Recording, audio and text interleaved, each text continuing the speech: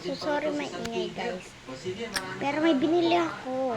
Ito, oh my god, sobrang ganda niya tika guys. Malagkit siya unti oh. So, dahil matagal ko siya hindi ginamit, malagkit siya.